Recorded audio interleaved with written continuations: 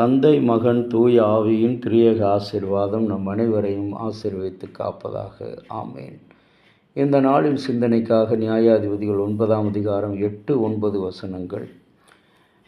மரங்கள் பார்த்து அங்கே தங்களுக்கென்று நீங்கள் ராஜாவாக இருங்கள் என்று மரங்களை பார்த்து சொல்கிறார். ஒலிவு மரத்தை பார்த்து நீங்கள் எங்களுக்கு ஒரு ராஜாவை அபிஷேகம் பண்ணும்படி ஒலிவு மரத்தை பார்த்து நீங்கள் எங்களுக்கு ராஜாவாக இருங்கள் என்றது. ஒலிவு மரம் என்று அரசாளப் போவேனோ என்றது. கடவுளுடைய கோபத்தை இந்த சீகேமில் இருக்கிற அந்த யோதாம் கடவுளுடைய கோபத்தை வார்த்தையாக வெளிப்படுத்துகிறார். கடவுளுடைய கோபம். அழகாக கெட்ட குமாரன் பெற்றோரோடு இருந்து வந்தான். ஆனால் பணத்தின் மீது, சிற்றின்பத்தின் மீது, உலகத்தின் மீது அவனுடைய பார்வை இருந்ததினால அவன் என்ன செய்கிறான்? தன்னுடைய சொத்தை பிரித்து வெளியிலே போகிறான். அங்கே பன்றி உண்ணுகிற உணவை அவன் உண்ண வேண்டிய கட்டாயத்துக்கு தள்ளப்படுகிறான். கடவுளுடைய கோபம் என்பது இப்படித்தான் இருக்கும். இன்றைக்கு நான் கர்த்தருடையவன் என்று சொல்லுகிற, கடவுளுடைய ஆவியின் அபிஷேகம் பெற்றவன் என்று சொல்லுகிற, கடவுளுடைய மூழ்கிய திருமுழுக்கு பெற்றவன் என்று சொல்லுகிற ஒவ்வொரு கிறிஸ்தவனும் சரி, அவரிடத்தில் இந்த தாழ்மை, கடவுளுக்குடைய கோபத்துக்கு உரிய காரியங்களைத்தான் செய்கிறார்கள். கிறிஸ்தவத்தை இன்றைக்கு ஒரு சடங்காக, சம்பிரதாயமாக பின்பற்றுகிற மக்கள். ஆனால் இது ஒரு வாழ்க்கை, இது ஒரு தெய்வீக காரியம், இது ஒரு தெய்வீக ஆலோசனை, இது தெய்வீக கரம் என்கின்ற அந்த உண்மையை மறந்த காரணத்தினால்தான் கடவுளுடைய கோபத்துக்கு மரங்களையும் அட்டைகளையும் தனக்கு உதவியான தன்னுடைய இனத்தைச் சேர்ந்த தன்னுடைய ஜாதிக்காரரை தனக்கு தலைவராக வைத்திருக்கிற அந்த நிலை.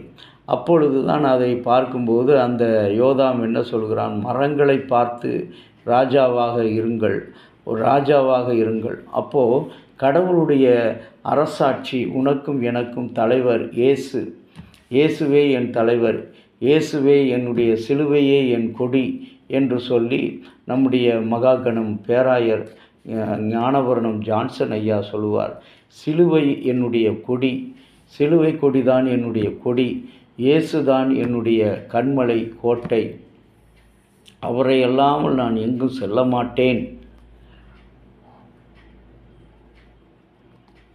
என்ற அந்த ஆழமான விசுவாசம் மிக்க வார்த்தைகள் இன்றைக்கு இந்த 2 திருமொழிகள் வழியாக உங்களையும் என்னையும் பிரகாசமுள்ள வாழ்வுக்கு அழைக்கிறது.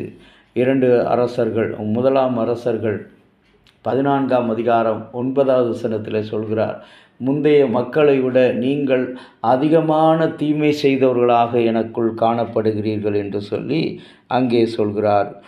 அதுபோல் பார்க்கும்போது இதே நியாயாதிபதிகள் 8ஆம் அதிகாரம் 22வது வசனத்திலும் முந்தைய மக்களை விட நீங்கள் அதிகமான தீமை செய்கிற மக்களாக காணப்படுகிறீர்கள். இன்றைக்கும் கூட அருமையான இறை மக்களே, கிறிஸ்தவர்கள் என்று சொல்லுகிற, விசுவாசிகள் என்று சொல்லுகிற நம்முடைய வாழ்க்கை தான் மிக மிக மிக மிக மோசமான வாழ்க்கை.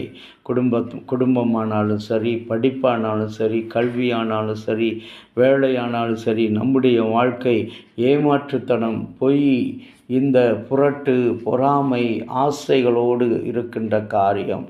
இவைகளில் விட்டு நீங்களும் நானும் வெளிவர வேண்டும். நான் எனக்கென்று ஒரு அரசை, என்னுடைய சுய நீதியை மாத்திரமே கிறிஸ்தவத்தில் பேசுகிறோம்.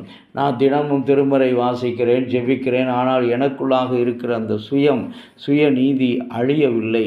ஆகவே என் சுயத்தைத்தான் என்னுடைய அரசனாக வைத்திருக்கிறேன். இயேசுவை என்னுடைய அரசனாக இல்லாதபடி என்னுடைய சுயநீதியை அரசனாக நான் கொண்டிருக்கிறேன்.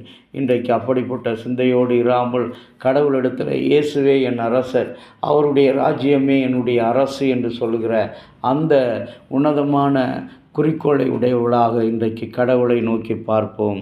இரக்கமுள்ள ஆண்டவரே, உம்முடைய அன்பாலும் இரக்கத்தினாலும் கிருபையினாலும் புதிய ஒரு நாளிலே இன்றைக்கு எங்களை அழைத்திருக்கிறீர். மரங்களை, இயற்கையை எங்களை ஆளுங்கள் என்று சொல்லி அந்த யோதாம் யோதாம் இஸ்ரவேல் மக்களிடத்தில் சீகேமில் உள்ள மக்களிடத்தில் சொன்ன வார்த்தைகளைப் போல நாங்களும் இன்றைக்கு ஆண்டவரே அப்படிப்பட்ட தவறான வாழ்க்கை, தவறான வழிகளில், தீய வழிகள், துன்மார்க்கமான வழிகளை விட்டு கடவுளுக்கு நேராக உண்மை வழிகளில் நடந்து வர நீர் எங்களுக்கு அருள்தாரும். இந்த சிந்தனையோடு ஆண்டவருக்கு பயந்து நடக்க துணை புரிந்தருளும்.